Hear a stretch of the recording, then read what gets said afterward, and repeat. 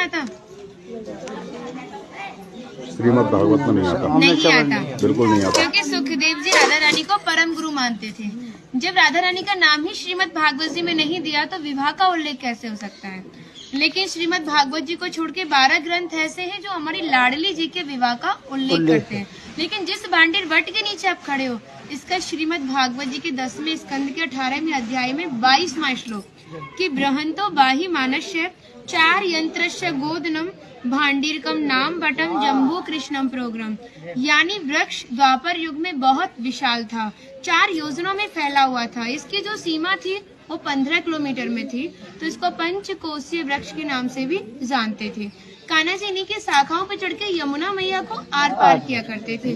मान्यता है कान्हा जी की जो 9 लाख गाय थी, दोपहर के समय इसी वृक्ष के नीचे बैठ के विश्राम करती थी।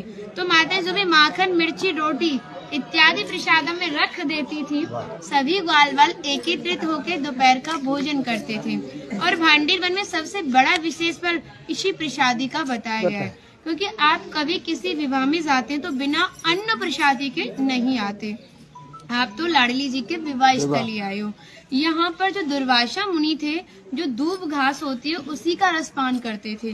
ब्रज की गोपियों ने इसी वट वृक्ष के नीचे उनको 56 प्रकार के व्यंजन खिलाए थे। यहाँ पर राधा कृष्ण में मल्ल युद्ध हुआ था, उसमें ये तय था कि जो भी हारेगा उसको भंडारा करना होगा। तो जब हमारे कान्हा जी हार गए थे तो ग्वाल वालों के साथ मिलके यहाँ पे भंडारा किया, उसी के नाम पर इसका नाम भांडीर बन पड़ा। यहाँ पर ब्राह्मण पत्नियों ने भी कान्हा जी को भोजन प्रसादी खिलाई है और ठाकुर जी ने ब्रजवासियों से ये टुकड़े मांग के पाए थे, तभी नाम दिया था इसका मधुकरी। मांग के पाना मतलब मधुकरी। तभी शास्त्रों में ब्रजवासियों को अपना हृदय बताया और कहा कि जब तक ब्रजवासी की कृपा नहीं होगी, ठाकुर जी की कृपा बहुत दूर की बात है। यानी सर्वप्रथम ब्रजवासी की कृपा होना बहुत जरूरी है, जब ही हमारे ठाकुर जी हमारे ऊपर कृपा करते हैं। हमारी राधा रानी ने स्कंद पुराण में इस स्थान के बारे में ये कहा था कि जो भी गुप्त वृंदावन आएगा वो मोक्ष को प्राप्त होगा। यानी भांडीर वन को ही उन्होंने गुप्त वृंदावन कह के संबोधित किया। तो कान्हा बोले तुम इतनी बड़ी बात को कह रही हो, लोग पाप करेंगे और सीधे दौड़े भांडीर वन चले जाएंगे, क्योंकि आपने तो मोक्ष धाम ही भांडीर वन को कह दिया। तब हमारी लाडली जी ने कहा नहीं कान्हा, मैं जिस पर विशेष कृपा करूंगी, जिसके प्रति मेरी भक्ति भाव दोनों सच्चे हैं और भक्त मेरी शादी में उपस्थित है। यानी आज से 5,500 वर्ष पूर्व आप इस स्थान पर थे। मनुष्य तो कोई था नहीं, तो अपने आप को कीड़े मकोड़े, घास फूस, पतझड़ इत्यादि अपने आप को मान सकते हो। जो भक्त उनकी शादी में उपस्थित था वो भक्त कई बार वृंदावन आएगा, जब जाके गुप्त वृंदावन आएगा और डायरेक्टली नहीं, किसी न किसी के माध्यम से।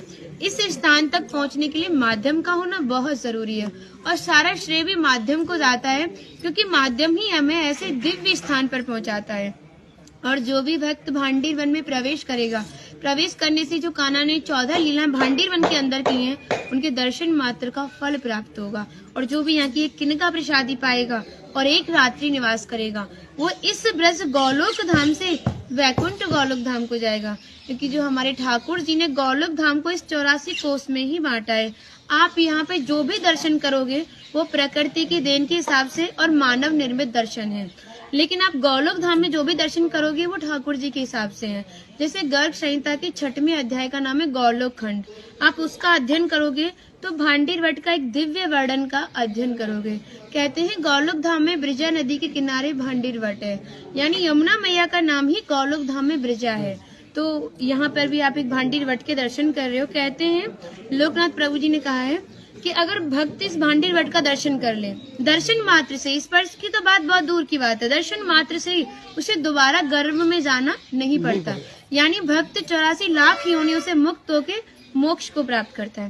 बोलो राधे राधे राधे राधे राधे। माता जी का नाम इंदु लेखा, तो भगवान की राधा रानी की 8 सखियां थी, उनमें से एक है ना। और मन नहीं कर रहा कितनी तारीफ करे, वो है नहीं इसलिए बोल नहीं रही, कृपा कारण स्टार्ट कर दिया। हम सब केवल बाजरे की रोटी खिला रही हो, तुम सच में राधा रानी हो। और ऐसा आशीर्वाद दो हम सबको, सच में ऐसा आशीर्वाद दो कि हमारी मैया भी, हमारी सब माताएं भी थोड़ा थोड़ा जिनसे ये मिले। देखिए भक्ति का स्तर है, एक इतना बड़ा एक इतना है। तो इनको जो इनसे छोटी भक्ति में ये भी उनको कुछ ऐसी बातें बता के भगवान की ओर आकर्षित करें। सबको ऐसा आशीर्वाद दो। आप ब्रजवासी हो इसलिए सक्षम हो, बहुत सकती भक्ति हो। बढ़े और ब्रज में वास मिले।